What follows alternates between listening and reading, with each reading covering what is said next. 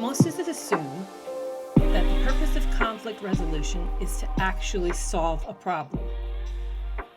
But did you know for most of us, that is actually not why we get into an argument or have a disagreement, that is not our end goal? That actually our end goal is something else. When I first heard this, it made perfect sense. It was like this light bulb moment for me. Oh yeah, I get it. But it's frustrating. But let me explain what happens. So typically, you bring up an issue and you think, it's simple, like it's a AB equals C kind of, or a 1 + 1 problem and we'll get to 3, or 2, we'll get to 2. But you end up discovering that instead, the problem becomes this never-ending this circular kind of fight that we have, and it becomes about who's right or who's accusing who or whose feelings are more valid. It becomes this really bizarre thing instead of just dealing with whatever the problem is. It could be just simply like who's going to pick up the kids today, or what do you want to have for dinner, or something really, really simple, but it ends up becoming something totally different. So what happens that makes arguments go awry? Why isn't it simply a problem-solving situation? Well, one of the things that happens is when we bring up issues, we can't avoid the fact that we're involved, that it's two people talking about something, and generally one of us, maybe both of us, has a sense of accountability for this issue. We feel ownership for it, or we feel like the person's addressing us, not addressing the problem. Say that you're the one who typically picks up the kids after school, and your partner brings up that there's an issue about the way pickups are happening. It's easy for us to infer that they're saying something about the way we're handling pickups. In fact, it just happened to me. My virtual assistant asked me to please stop recording my videos with a little logo in the corner. He wasn't really saying it was good or bad, but he just asked just to have the logo not there. I don't even know why. It could be for a simple, editing reason. It could be just getting in the way where he wants to put fonts or text or whatever else. I'll tell you, the minute that was said to me, I did feel a little like, oh, wow, I'm doing something wrong. He's making a statement that I'm doing something I shouldn't be doing. And he wasn't doing that. He was just simply probably talking about a design issue. But it felt personal. That's what happens to a lot of us when we bring up issues, and why a lot of arguments go wrong. You add in the complexity of the fact that you've got a personality disorder on top of it, or somebody who's a little more fragile with their ego strengths. Then you got a real significant problem, because those individuals with personality disorders tend to sort of feel a loss of control, need to so often be right or feel secure or have things just so, or whatever their agenda is. So you've got this piece going on. So now that you're sort of upsetting things from that angle, and that makes it really personal. And here's another ironic thing about disagreements. Did you know that the goal often isn't even to solve the problem? The goal for a lot of people when they get into an argument is simply to feel better, not necessarily have a solution. And this is happening when they have transferred their upsetness from them to you. So they come home and they're telling you about something went wrong, and they're all worked up, and then you start to get worked up and you start to talk to them about it and try to find a better solution. And then now you're a mess, and then suddenly they walk away and everything is just fine. And you're like, what just happened here? Well, for some of us, the reason that we have an argument to begin with is simply we want to feel better. And once we know we've gotten somebody else upset, we feel better. That was the goal, is to create upsetness elsewhere.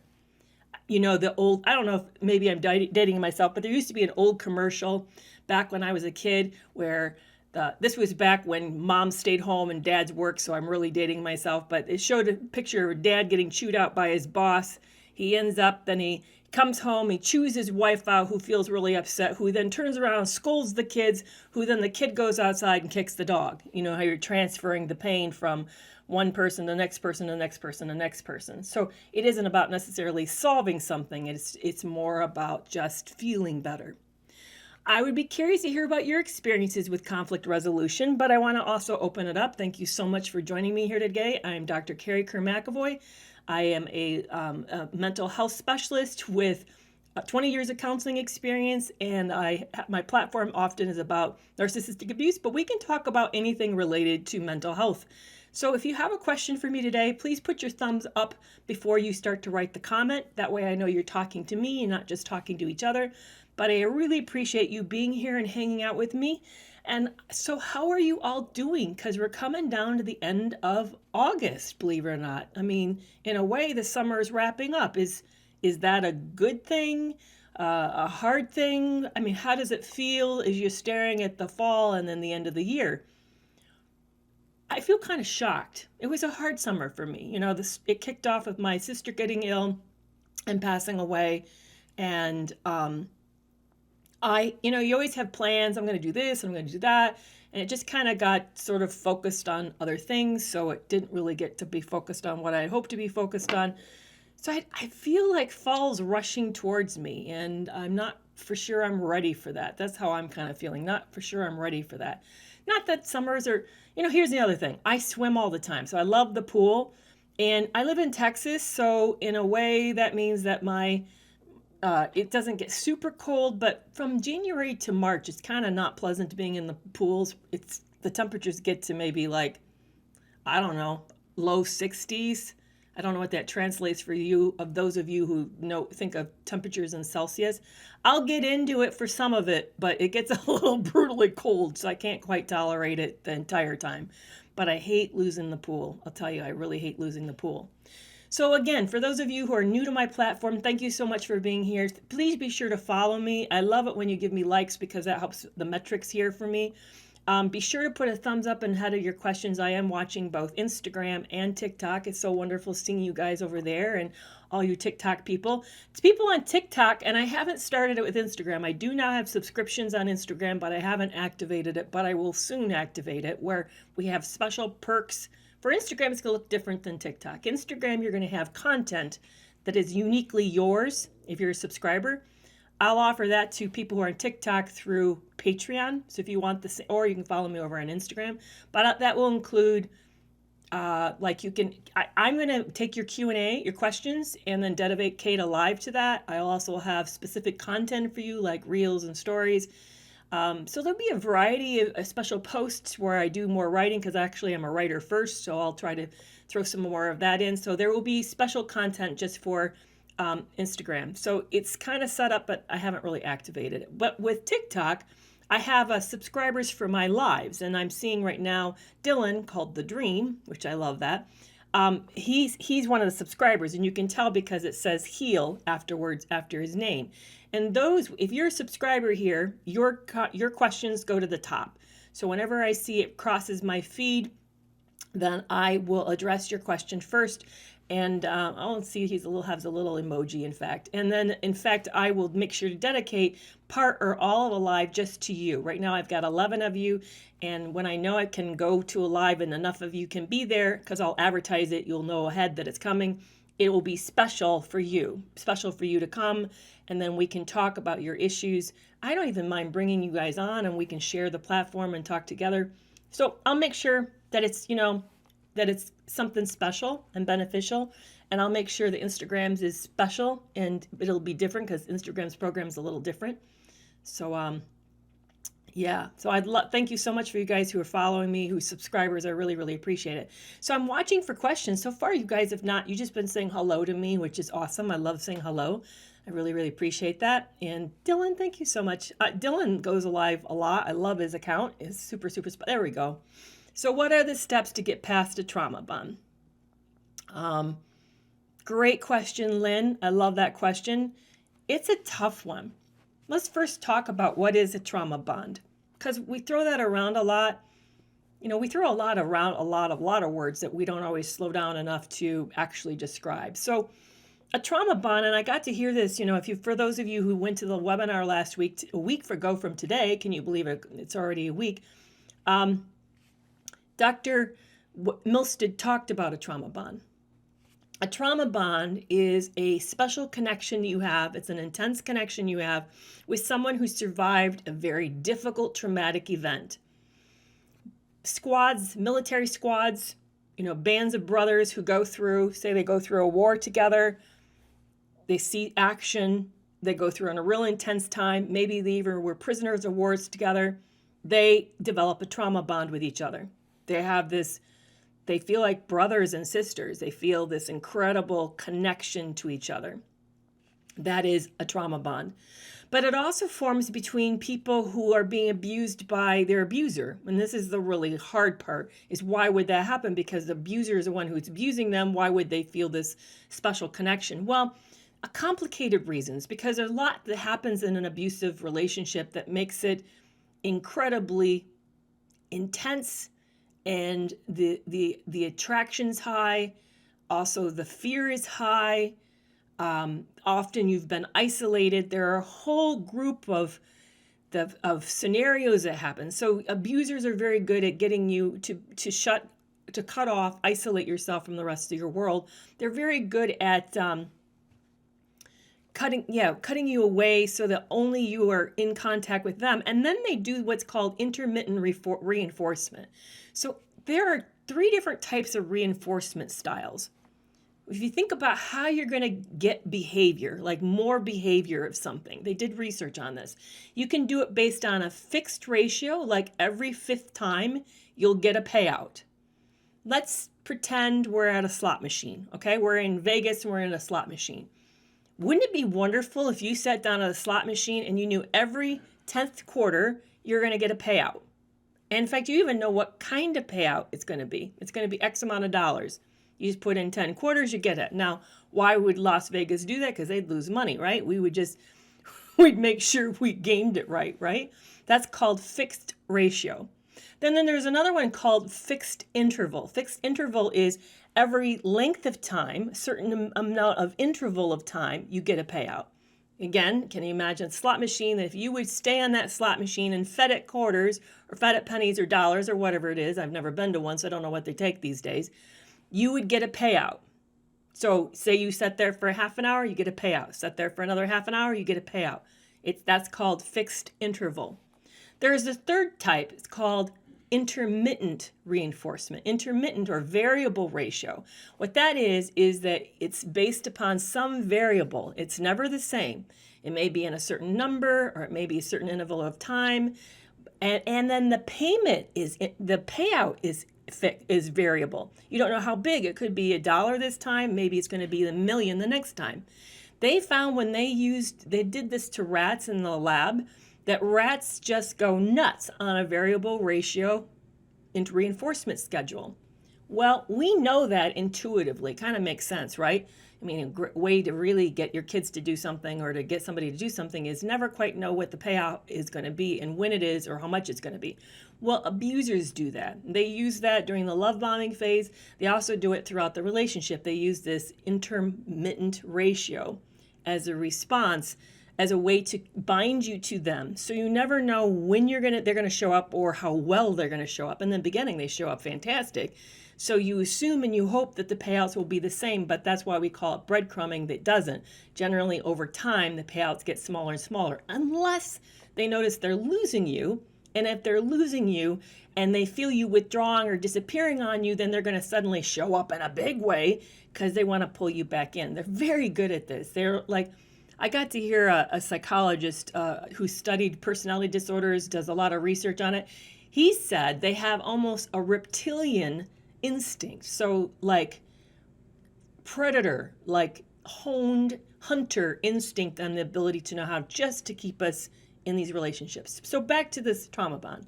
You've been isolated. You have this intense connection. You're going through a rough time, but they're paying you out with this extra doses of love or attention or something, great sex or something, to keep you in the relationship. And as a result, you have this connection that's based on fear, like you're going to based on losing them. And it's very hard to explain. It's actually has components of brainwashing in it. So you're feeling very, very confused. There's deception, so you don't know what's real or what's true. And it's super, super hard. So the question was, how do you break it? How do you break it?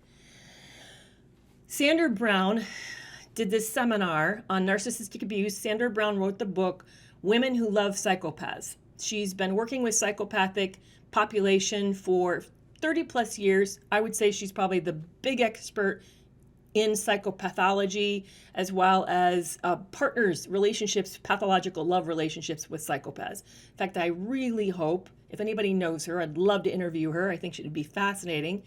She said this. She said, you want to break the trauma bond, you need to resolve the cognitive dissonance. Now, again, there's another big word. What the hell is cognitive dissonance? Well, cognitive dissonance is the confusion you feel about what's real. It's why you don't know who this person really is. You don't know what kind of mood they're going to be in. You don't know whether it's up or down. You just feel super confused about things. And it actually, the long-term effects of it causes brain damage. It's actually the fuzziness you're feeling is real. It's actually your brain not functioning as well as it used to. So please don't be so hard on yourself, because that's the outcome of this long-term stress, unfortunately. So how do you solve it? How do you resolve it? Well, it means you have to decide what's true, what's real. I'll tell you, when I was in the throes of that relationship, I struggled to decide what's real. I remember back and forth. This duality. He loves me, but he's probably cheating. He says he really cares for me and wants to take care of me, but he keeps me awake super late at night, and he runs me all day without food, doesn't stop. We don't have breakfast or lunch. He says he's never worked so hard on being a better guy, but then he misses his therapy appointments. You know how that happens? That mixed picture, and you don't know what's real because they don't fit. So they say this incredible stuff, and they say it with conviction, and maybe they even cry when they say these things, and then they turn around and their behavior is cruddy, really cruddy. And then you've got your own ethics, your own morals. I certainly did. I'm a person who, if I tell you I'm going to be there, I'm going to be there. And when I make a commitment, I stick to it. I finish my projects. I'm just one of those people. And by the way, they pick people like that. You probably are like me, and you were selected because you're like that. They're very good about that. They pick up those of us who are long-suffering, who have high integrity. And this has made you successful, by the way. You've done well in your life because that's the kind of person you are. When you show up, you really show up. And you've done well, you've gone high, you've been promoted. And again, you've been selected because of that. So it makes it even harder, because that's not the kind of person you want to be. You're not a person who just throws your hands up at the first problem. You stick things out and you work it out. So you're really pushing yourself hard to make this work. You figured you can get through it and figure it out. You figured everything else out.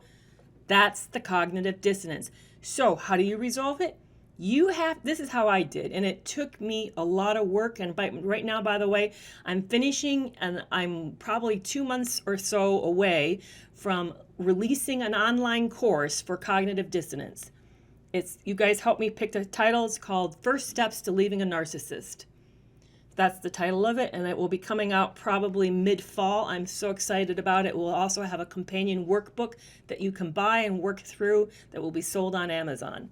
So how do you resolve it? Because the whole point of this whole course, which is why I know it so well, because I've been immersed in it and really thinking about how to help you break it, and how I broke it, you have to figure out what's real.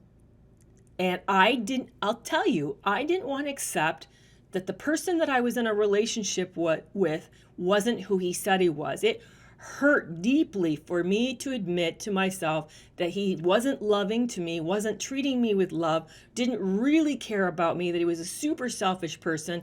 It hurt for me because I had to admit that I had made a mistake. At least that's how it felt to me. I felt like I had been stupid. I really felt stupid. I'm a psychologist, guys. I'd spent 20 plus years counseling clients. My job is to diagnose people. That meant I had to admit that I blew it, that this person was not who I thought he was, and I had been duped. I felt stupid, so embarrassed, with so much shame. But the way to break it is you got to cut through that, hold on to yourself. Don't let the shame bury you, because it did feel like I want to be buried by it. And then begin to really see this person with objective eyes, and admit this is the truth. And as you admit the truth, your connection to them starts to disappear. Now, it's a process because we all know it's almost like an addiction. It's tough because you keep hoping maybe this time they mean it. Maybe they've had a revelation and seen the light and that they really mean what they say and things will get better, because who wants to make a change? Seriously, who wants to make any? It is hard work to move. It is hard work to tear your life apart. It is hard work to start over. Who wants to do that? I don't want to do that. And admitting that this was not real and they don't really love you means you have to start over. And granted, I just had done it. I hate moving. I hate it. So it's a whole lot. That's why it's complicated. That's why trauma bonds are really, really difficult. We are built for belonging. We're built for belonging. We're hardwired. Loving someone is never a wrong thing. It is never a mistake. But what we don't know is that we didn't meet a real person when we met this person, that they, for their own reasons and their own needs, came into the relationship, presented a false perception, and now it's all falling apart. They can't hold it up. And we see the fact that they can't hold it up, and it's very hard to admit all of that. But this is the baby steps to it. And then as you begin to see that you can take the steps to begin to move out, move away. And then as you start to do that, then you can start to get distance, give yourself the space. And that's how you begin to heal. Yeah, I'm super excited about the online course. Some of you guys are talking about it. It's, like I said, it's called First Steps to Leaving a Narcissist. I think a guide to breaking the toxic hold of cognitive dissonance. It's going to be 5 modules, is like I said, a workbook component. The workbook will have even more exercises than the online course, so it's best done together. And I'm also really going to urge all of you who do this to please jump into my community group, because everybody in the community group, anybody, by the way, who's part of Vibely right now, will be automatically invited into it. So Brittany, for example, is part of my toxic-free relationship club. If you're a part of it, you're going to be able to be immediately do it. It will come to you for free. And then, because I want everybody in the group to be on board so we can talk about it together, because I think the last component for healing is support. It's really important for support. I got to hear Dr. Vanderklok, Bessel Vanderklok, who wrote The Body Keeps a Score. He comes almost yearly. He comes to the Psychotherapy Networker Symposium in Washington, D.C. I often go. I try to go almost every year for credentialing and my ongoing education. I got to hear him speak at one of the seminars, and I'll never forget what he said. He said that one of the best predictors of well outcome after trauma is a supportive environment.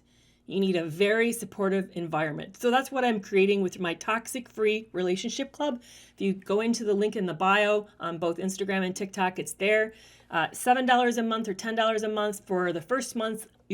First 3 months you get $3 off. For the first 3 months you get $3 off with the coupon code HEALNOW22. HEALNOW22. So I would love to see you over there. We have an active group. It's very, very, very supportive. There is no invalidating, no dismissing. We are vulnerable. This group is super honest, very transparent.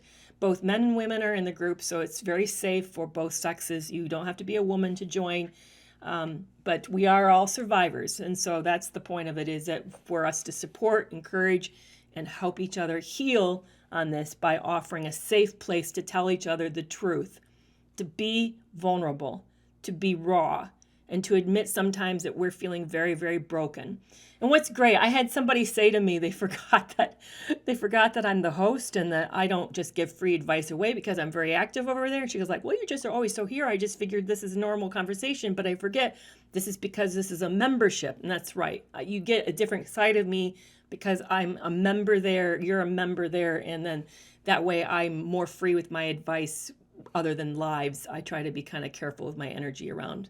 So I get a lot of requests for advice, and I try to be kind of careful about that. But the Toxic Free Relationship Club on Vibely, it's on an app called Vibely, so you have to download the app. Actually, if you just take the link will help you download the app and get you right into the group. So, other questions. I think there's a question came in on Instagram. Could I please talk about how narcissists reverse roles and make you out to be the one who's narcissistic? Yeah, that's called DARVO. You guys heard of DARVO? It stands for deflect, attack, reverse victim, offend or offender.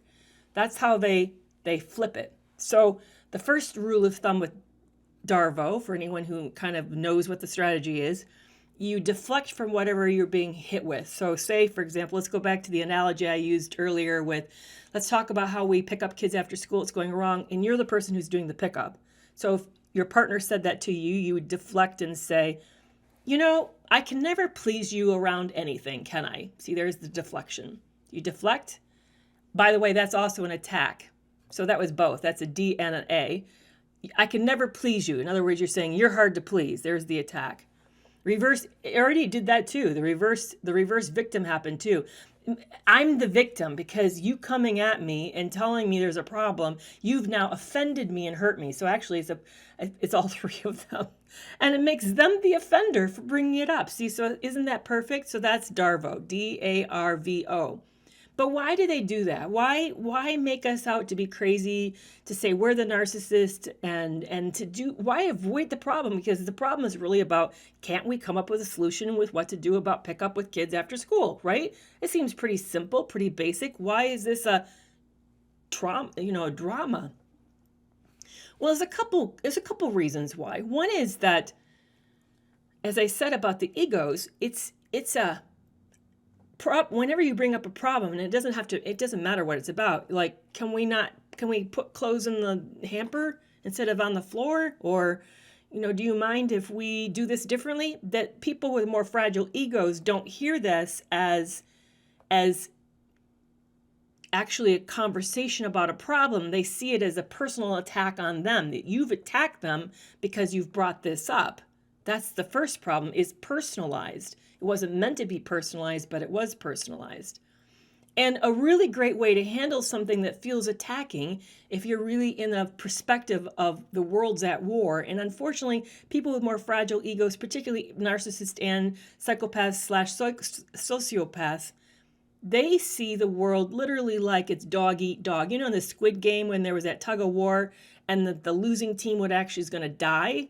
That's how they feel about every conflict or everything that comes up. It's, if they lose this point, it's like the self is annihilated. There's a loss of death of self over it.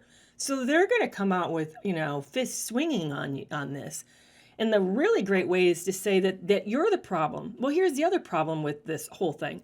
People with personality disorders don't really actually have a problem in their minds, because the problem is with their personality, not a problem that they're suffering from. So they're not in pain over the way that they live and deal with life.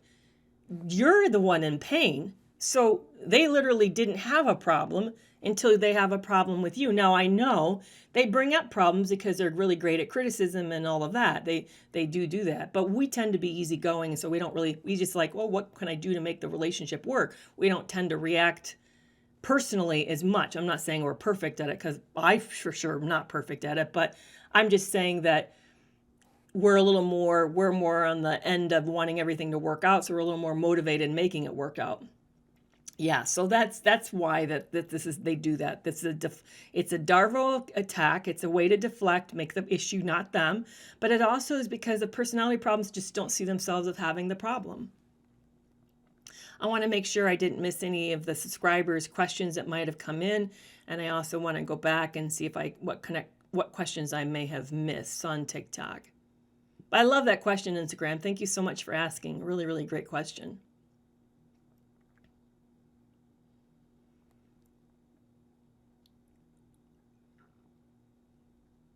So Sly wants to know, why would a narcissist be obsessing over my current man? Why would a malignant, I can't say that right. Malignant? No, I still can't do it. A malignant. There, I did it. Malignant narcissist be obsessed over who you're currently seeing. Yeah, that's super, super common. And that's why hoovering is a problem too. That's why hoovering never stops, or the risk of hoovering never stops. And also why they never let go, and they are always like forever continuing watching your social media profiles. And the reason is because they're collectors, is what they are. And they don't really see people, as individuals with dreams, hope, goals of their own. They see people as objects, like something that you would, you're excited to have in your life, like a really great Rolls Royce, or maybe you really wanted that Tesla or whatever. They collect people. And so even though they may say, oh, the thrill's off of driving you around, you're the Tesla that they've been looking for. Now that the thrill is off and there's a better car that's come around that they really got to try out and they can't wait, it's a new Mercedes, version or whatever. They then store you away and they let you go. They discard you, or you get tired of all of it and you walk out and you do the discard. But however that all works, in their mind, they've not really let go of you. They own you. And as a result, they feel like then whenever there's not enough supply in their life, or, maybe they just have a hankering to go back to the Tesla because they kind of missed some things about the Tesla, they'll go back and take it out for another test drive. That's the hoovering that happens. But you're never, ever actually gone. And, here's the wild thing is, you'd think there's an expiration date on this. Like, oh, they've got to have forgotten about me because it's been 10 years and my life's moved on. I hardly think about them these days. No, they never stop thinking about you. You never are not out of their mind at some level. You're always like sitting back there somewhere. Literally, it's like they have these massive warehouses with cars covered in tarps, dust tarps, and periodically they want to come back and they just want to revisit for whatever reason. It is the strangest thing, but it comes back to their view of their difficulty with seeing people as real people.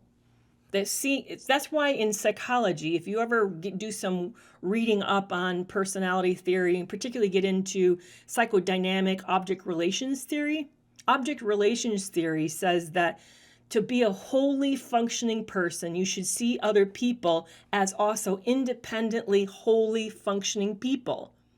That's called a whole object. You see them as in their entirety intact, and you appreciate their autonomy and their uniqueness, and you celebrate that, and you want really good things for them. But most of us, I hate to tell you, most of us never get there. We don't fully see anybody wholly individual. We try. Some of us are closer than others, but most of us, and those who are more pathological or even worse, they're farther down the line, we see each other as part objects, which means we objectify each other and we see things as transactional or conditional. We don't fully appreciate a person's needs and the degree that they're separate from us and celebrate that and really protect that. We just don't. We struggle with that. And like I said, pathological narcissism really struggles with this. So does most of the personality disorders really struggle with this. That's why if you, like I said, do any reading, you'll see that is referred to a part-object relationship. It's an I-it instead of an I-you or I-thou. I should see you as you and me as me, but instead I see you as an it and I'm a me. And that's the problem. They treat things like an it. I hope that makes sense because I'm getting a little bit into theory there. Squish wants no active conflict. When there's no active conflict, why do they constantly accuse the other partner of things? Sorry, I had to leave the screen to read it. So the question came in on Instagram. If there isn't any active conflict, then why do they accuse us of stuff that we're not doing? What is that all about? Why accuse us of being the narcissist or being dishonest or cheating or all of that? Why accuse us of this stuff? That's called projection. So our mind doesn't like things it can't handle. It doesn't like being stressed. The way that it copes with being stressed is it has to find a way to kind of like anesthetize it or get rid of it or detoxify it from ourselves. And from birth, it starts to happen. The minute you're born, your mind already is protecting yourself and has ways to do that. And it has very early primitive defense mechanisms. One of them is denial. Denial is have you ever watched a movie and you just know there's a bad part because the music changes? So you jump up and leave the room, or maybe you crouch down so you can't see the TV, or you cover your eyes. That's a physical example of denial. Whenever you're doing that, you're actually practicing a literal, you're acting out denial. But we also do denial in a lot of, indirect ways. We just act like it's not happening. I'll never forget that I saw a family member hear other family members talking about doing something illegal. And she just said, I don't want to know about it. I don't want to know about it. I mean, she knew about it. We were discussing it in front of her. But her reaction was, I don't want to know about that. That's denial. That's an example of denial. But one of them, which is what you're talking about, that this accusing you of false things, is projection. So projection is a wild thing. It's really wild. And the person who's doing it doesn't really, it's kind of done subconsciously, sort of semi-conscious, but sort of not conscious, not entirely conscious. They are doing something they're not supposed to be doing. They know they're doing something they're not supposed to be doing, and it causes tension inside of them. They may not be aware of the tension. They may be not focusing on that. Is it denial? I don't know, but they're not focusing on it. But the way that they're coping with the tension is instead they offload it onto someone else. So they attribute those attributes to you. You're the one who's cheating, even though they're the one who's cheating. Or you're the liar, even though they're lying to you on a regular basis. This is a way that they sort of deal with this uncomfortable internal experience, is to get upset about it, but instead of getting upset about it and changing themselves, they get upset about it with you and then accuse you of doing it. There's another one that's very similar called reaction formation. I bet you've not heard of that because we rarely talk about it. It's kind of it's like, what a wild name, right? Reaction formation. An easy way to explain this one is, have you ever seen one of these, unfortunately we have it acted out in front of us all too often, where this televangelist who's really anti-something, maybe they're homophobic, or maybe they're really against promiscuous sex or sex outside of marriage. And so they'll go on this big, huge, like crusade about stopping whatever they think this wrong thing is. And then you find out that they're doing it, that they've been guilty of that very thing the whole time. So that's another way it kind of gets manifested, is that we have a reaction to whatever we can't tolerate within ourselves. We kind of loathe it within ourselves. So we then, whenever we see it around us, we attack it as a way to deny its existence in our life, and as a way, almost like we're trying to work out our inability to fix it within ourselves. It's very strange. Projection's another, like, different but similar. You instead of you dealing with yourself, you just sort of accuse people around you of doing it. So here's the thing. Irregardless of which it is, I want you to take note. You hear somebody really on a rant about something, I mean like on a rant about it, or accusing you of false things you know that they know is not real, they're confessing. They're confessing. So now you know. Now you are be able to sort of protect yourself better. When you hear that, you're like, oh, I remember way back in the day, this is way back before we were in, I think we just gotten engaged, we were close, the relationship was pretty young. My partner told me, my soon-to-be partner told me that he knew somebody who was having an affair, and he wondered what I thought about that. And we talked about this couple that were having problems in their relationship. I never knew that he was cheating, that was actually projection. He wasn't accusing me of it or them of it. He was just talking to me, but I didn't know that the reason that he was so fascinated in the topic was because he was actually applied to him. But now if I hear somebody bring it up, I'll tell you, bells are going to go off, and I'm going to be following up with a lot more questions, that's for sure. A lot more questions. Great question. Thank you so much for that. So I'm going to go back over to TikTok. Let's see what questions have come in over there. Oh, I'm glad, Sai. I'm glad that explanation helped. Yeah, any questions? You guys are talking a lot, but not really asking questions. Make sure you put a thumbs up ahead of it, and I'd be happy to take your question. I thought I saw one, and I'm going back, and nope, I don't see it.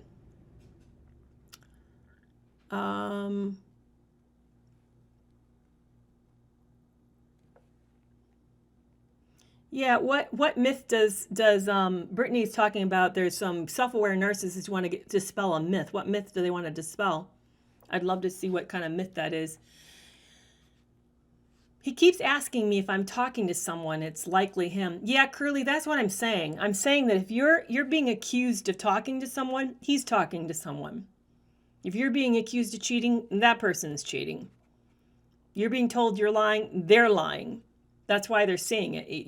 You're hearing the internal tension of bad behavior, it being expressed by the accusation towards you. Yeah, that's what it is. It's weird. I know it's weird because you'd think, Why would they bring it up? Because we wonder that, right? You think that that's how my mind works. What's my thoughts on mother wound programs? Do they work? I don't know of them. That's a new one for me.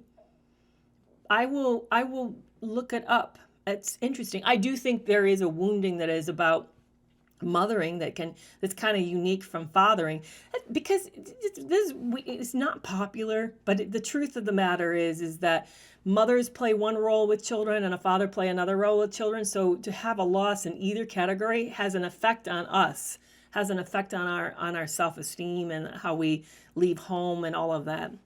So Just Call Me 30 says the withdrawal of affection and sex, and then I think they have somebody else. That's an interesting thing. So I'm going to be part of a sexual coercion or marital coercion seminar coming up in October, late October. So watch for that. Advertisements coming up on it. So I'll be part of the panel talking about it. So it kind of shows up in two ways. There is a dysfunction that happens in relationships. So one is there's a coercive component, and also there's often a sexual withdrawal component. And I was married to a self-professed sex addict, and I know the first thing people think is that we had lots of sex.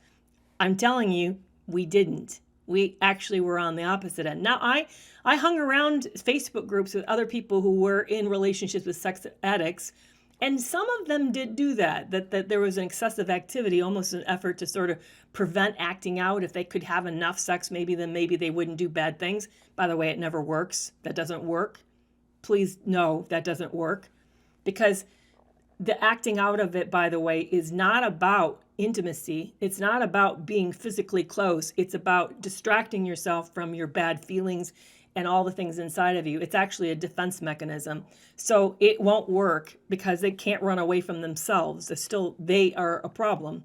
But they're often, what happens, I've seen this a lot in abusive relationship, narcissistic abusive relationship, there's a disinterest in the partner. Once the love bombing phase is over, and this person's the mask is being slipped, and they're also starting to become disillusioned with their partner, it's very common for them to also become sexually disinterested as well, because their interest, all their energy is already moving forward to a new or multiple new relationships at the same time. And one of the ways, if you guys got to hear the webinar on Thursday last week, one of the things Dr. Milstead says are 5 points to love bombing, and the last point is they use sexual or intimate experience as a way to bond us. We have these big, huge, incredible moments, and in order to get all the kind of the biological cocktail going that help finish the trauma bond, help finish bonding you to them.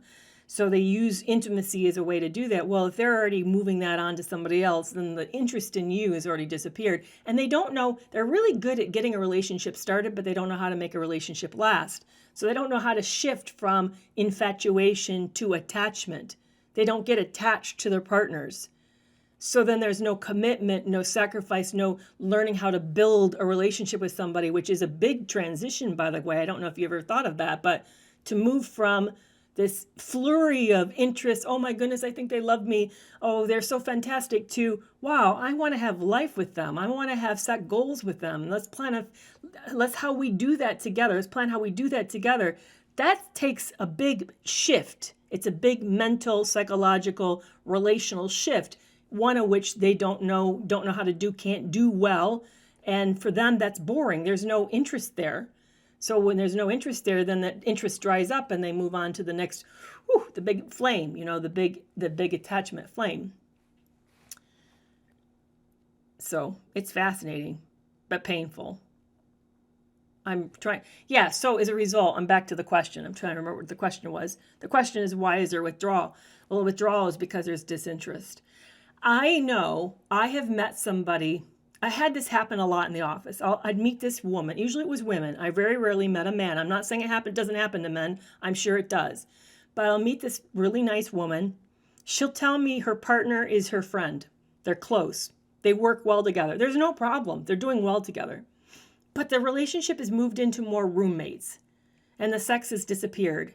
And she doesn't know what's wrong. She thinks that something's wrong with her. And she wants me to come in and help. I'll tell you, after seeing this a few times, and now I've personally experienced it, I knew what was going on. This is what I would say, and I was always right. I'd say to her, I'm going to tell you to do something super uncomfortable. I want you to start checking into their accounts. Who are they talking to with email? Who are they chatting with? What groups are they in? What are they doing on Facebook or elsewhere? I said, they're doing something with somebody else. Really? Oh, no, that's not possible. My partner would never do that. And then they'll come in white-faced the next session and say, how did you know? Well, I knew because the lack of interest in the relationship. They're not putting any energy into your relationship with them. All the energy is going somewhere else. Not that this person doesn't have any sexual energy. Yes, there are those relationships that are just asexual. But that's not what we're talking about. We're talking about that once had a sexual relationship and now it's disappeared. It's because it's going elsewhere. So I would be warned. That to me that's a tip-off. The question come in on Instagram. Is a long-term narcissistic relationship has been healing for 5 years and was in a long-term relationship with a narcissist. She's been healing for 5 years. She's now dating, and everyone wants to get serious with her. When she finds herself they want to get serious, she gets scared and runs away. Is that normal? Oh my, how many of us can relate to her? I have a feeling a lot of us can. What's happened is that you're still feeling a betrayal, a loss of trust in the relationship, but also a loss of trust with yourself. And as a result, you're having a really hard time stepping into another relationship for fear of repetition. And it's probably triggering all of that. I would recommend that you get EMDR. Have you heard of that? It's a really effective therapy. It's a mind-body treatment style that uses physical stimuli along with memory to help disconnect or decouple the traumatic memories from your emotions. And it's really shown a lot of success. And that's an important thing for all of us that are trying to heal after abuse, is that we do really want to make sure we do things that are both mind-body, because the trauma is not just stored in our logic. It's stored in our emotions and in our body, physical self. It's stored in our soul, stored multiple places. So it's really important that we do work that kind of bridges across of that. And the EMDR is a really nice way to do that. It's one of the good ones to do that. But it's super common. And here's another piece that I want to kind of pass along as a way to talk to you about this, is that back to when, if I don't know you caught what I was talking about earlier about cognitive dissonance, but you feel like you missed something, that you can't trust yourself because they got you to distrust yourself. That's part of gaslighting. Gaslighting makes you substitute your reality, what you know, for their reality. Well, then you find out that it was all false and that you did that, so you betrayed yourself. You see the logic, the line of logic? What has to heal, part of the back end of healing from this, is to realize that you need to rebuild trust with yourself and to work through your own betrayal of yourself. And your fear that you're going to make the mistake again. That's why you're afraid. Before you were confident. You said, I know myself. I make good decisions. Look how well I've done in my life. Look how, I've made purchases. I've done things. I've accomplished things. Finished school. Got a job. I do well at my job. But this really breached your sense of trust in yourself. And as a result of that, you're scared you're going to do this again. So you get into something that starts to see like a possibility, and you back away out of fear. So a big piece of healing is we have to heal around ourselves. I know it's like, forgive yourself. Why would I say that? Well, but you've injured yourself. So forgiveness to me doesn't mean like, oh, I forgive. I mean, like, make peace with it, understand, make sense of it, process it, know how you're going to stand up next time and have a little bit better sense of how you're going to meet challenges, how you're going to know if someone's safe or not. Have a different plan so you feel safer going forward. But know this is the part that I think is so pivotal for all of us. We were targeted and groomed by people who are more sophisticated at this than a lot of criminals are. They've had years of practice, many, many relationships. Every relationship that fails, they learn to do better. So you met a very skilled offender. This is not your failure. This is the fact that you met the wrong person. And knowing that can really help you make peace with it and come to terms with it. I know mine, to give you a sense of how many relationships mine was going through, we broke up in the middle of the marriage for a month. And that was when I really, if you want to hear more of my story, I wrote a book about it called Love You More, The Harrowing Tales of Lies, Sex Addiction, and Double Cross. So it gives you an inside look, so you know that you're the only one this happens to, because it happened to me, and this is a story of what happened to me. But in the month that he and I was separated, he was out dating and seeing other people, even though we weren't divorced. We hadn't even filed for divorce. It was just an informal break. I counted, he had 17 partners in that 1 month. 17 partners. I confronted him and said, I think you saw at least 17 different women. And he said, yeah, that sounds about right. He confirmed it. So think about that, what I'm saying. That's how many times they've had to practice. In 1 month's time, that's how many people he practiced on. That's an awful lot of practicing. You're going to get awfully good at something. So please be really gentle on yourself and not be so harsh. How do you know if you've experienced narcissistic abuse? This is a really great question. I'm going to take this question and one more before I wrap it up, and then I'll be back here on Tuesday. I can't believe it's Thursday. It just shocks me. So how do you know? Well, especially for those of you who've been asking, hey, my partner accuses me of a narcissist. Is it true? Maybe I am the narcissist. Or how do you know that you've been abused? So this is the question. Who's doing worse for the relationship? Are you or your partner? Who's suffering for it? Whose functioning level is deteriorating and falling off? You or your partner? People with personality disorders tend not to suffer any big consequences. In fact, chances are they're doing better because you're stabilizing them. You're helping them stay organized. You're probably structured. You're probably making sure everybody's eat. You're probably making sure that you guys get to bed and they're not staying up late all night long. You're probably making sure the finances, things are getting paid, not being cut off. You're stabilizing their life. They're doing better. Mine got his debt paid off. He was doing better financially. I was the one suffering. My health was deteriorating. I talk about it in the book how bad it was, what was going on in my life. I was mentally stressed. I looked rough. You could tell I was my weight was fluctuating. I was in a lot of distress. So there is one big, huge factor, really big, huge factor. Interestingly enough, I wasn't the one calling him a narcissist. Actually, he didn't tell me I was either, but I was seen as the problem. I was seen as there you go again. You're always making a big, that's how I got accused. But so that's one way to know, to look at the situation and ask who's the one who's suffering. That will tell you a lot about what's happening here in this relationship, a whole lot. Oh, Katie, thank you so much. And this group is so amazing. You guys, I just love both. I'm glad I'm here with you guys on Tuesdays and Thursdays. I really look forward to hanging out with you very, very much. So I find your questions fascinating because for me, being, like I said in this book, for me, being in that relationship was like being imprisoned. Being imprisoned. I was trapped. I grew up in a rough childhood. I share about it in the book. I had severe abuse as a young child. Definitely that was horrible. Definitely felt like a nightmare. This rivaled that, guys. And he never laid a hand on me. And this abuse rivaled that intense physical abuse that I suffered as a kid. I have never been in such agony as I was in this relationship. If you're in it, you may not even realize the burden that you're carrying. You're in agony. And it's horrible. And so what I love about this community is we're about setting each other free. I really believe that. We are about setting people free, getting them out of this mental psychological prison.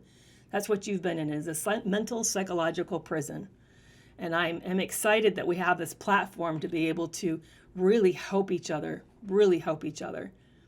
Yeah, some of you are saying, yes, I was like a horror, absolute horror. The name of my book is called Love You More, The Harrowing Tales of Lies, Sex Addiction, and Double Cross.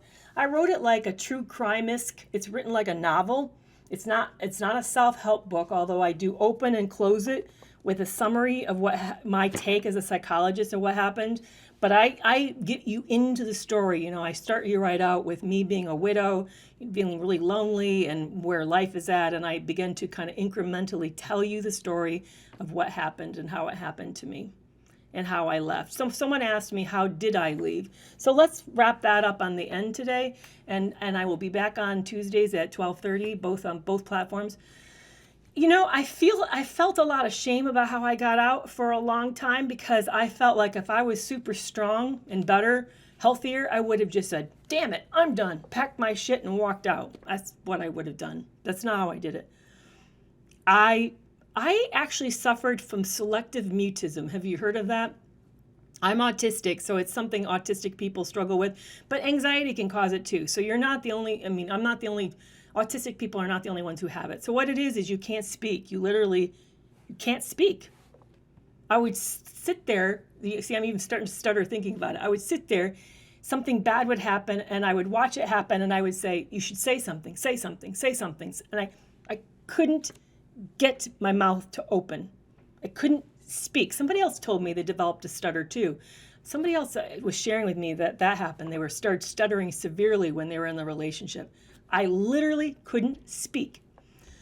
So it would day or pass, and then finally I would find enough energy and enough, I could push through the block and I could say something to protect myself. But I felt like an idiot that I wasn't protecting myself. And wouldn't you know, he'd gaslight me and said, you should have said it in the moment. Why didn't you? What's wrong with you? And then I feel worse because I would do the same to myself. I should have said it in the moment. So what happened was I had this big epiphany, and I write about it near the end, one of the later chapters. I had this big epiphany that he's eroding my self-esteem and going to tear me to pieces. He's tearing me to pieces. And then I asked myself this critical question. I said, would this ever be okay for those that I love to suffer what I'm suffering right now, to have someone erode their confidence like this? Absolutely not. I'd be horrified.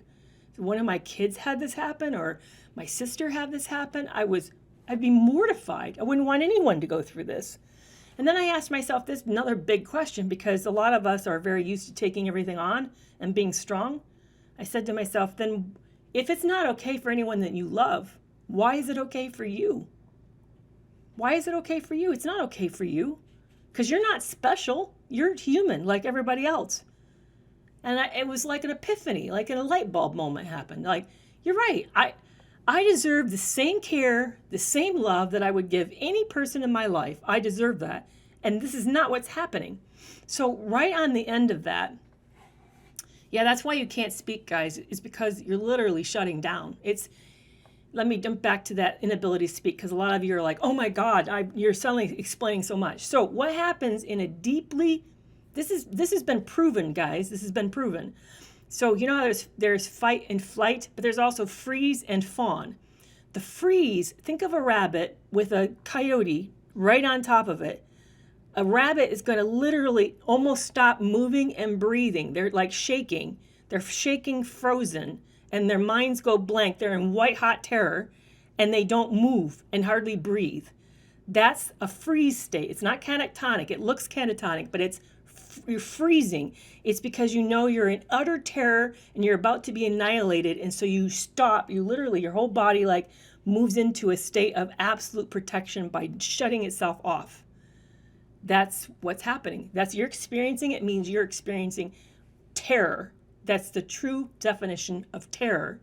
And it shuts everything off. You can't think, you can't speak, you can't move, you can't protect yourself. You've moved into, it's called freeze. It's fight, flight, fawn, or freeze. You're freezing. You're freezing. And when you see that, the body is literally shut down and in an utterly overwhelmed mode, and it's froze. You're frozen. And for me, I couldn't speak as part of the way it showed up for me. I couldn't speak. I couldn't move. I would, selective mutism, and I couldn't move, and you feel this cold sensation. You start to shake, like uncontrollably shake, like your teeth is chattering, like you just were dunked into icy cold water. Yeah, you're actually moving into a state of shock. Literally, you're moving into shock. That's what physical shock looks like. that psychological shock is so severe that you're experiencing it at a physiological level. When people see it in the office, if clinicians see it, we know that somebody is being terrorized, that they're in utter state of fear. Yeah, you throw up because your stomach stops digestion. Oh man, it's awful. It's awful. I felt it often with this relationship. Often, just completely shuts me down. So back to how I got out. Well, how I got out, when it's really sad, but it's okay. It ends okay. I got a phone call just a few hours after that moment happened, and my son told me that something was wrong with my older son. My youngest and oldest live together and they're best friends, they're roommates. So my youngest called me about my oldest and said something's really, really wrong. I knew something was terribly wrong. I mean, it was catastrophic. The symptoms he was telling me told me he was in altered state, mental state.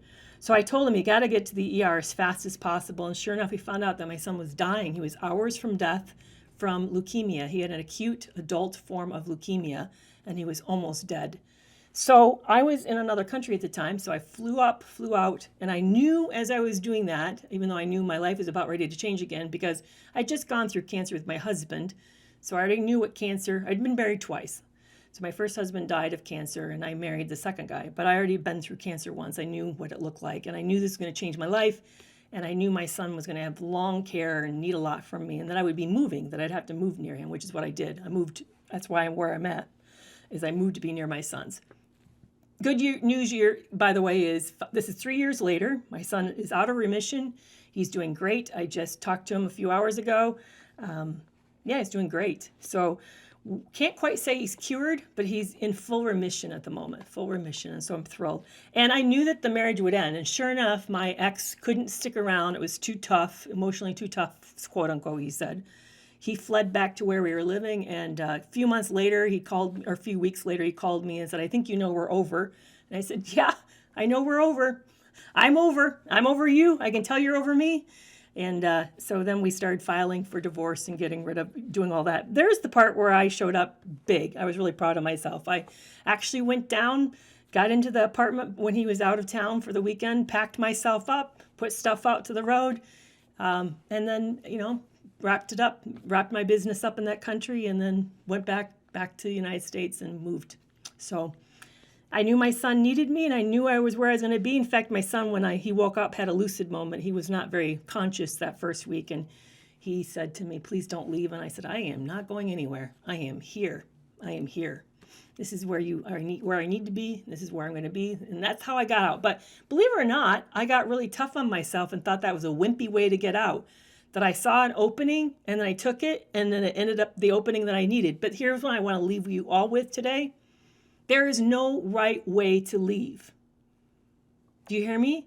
There is no right way to leave. There's just your way. Your way. Your way is your right way. So please do not be hard on you. In fact, Dr. Milstead said the same thing.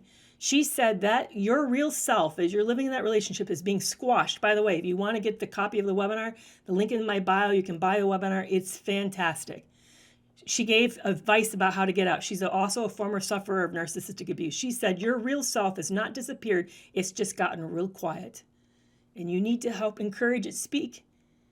Let it speak up. Practice. Find ways to sort of take care of yourself. Let it speak up.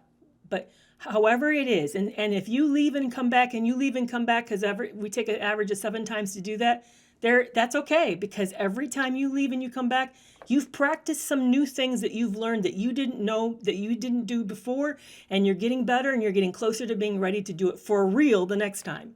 So please do not beat yourself up. There is no wrong way to leaving. There's just your way. This has been awesome. Thank you so much for hanging out with me today. This replay of this live is going to go live over on YouTube on Tuesday. So if you missed parts of it and you want to see it, join me at 2 o'clock on Tuesday Central Time. We'll replay the whole thing in its entirety. And otherwise, you can also catch me on a podcast on Breaking Free from Narcissistic Abuse. I'm on everywhere that podcasts are on, and those new episodes drop both Monday morning and Thursday morning. So I will love to see you guys over there as well. So thank you so much for joining me today. This has been wonderful. I will see you guys.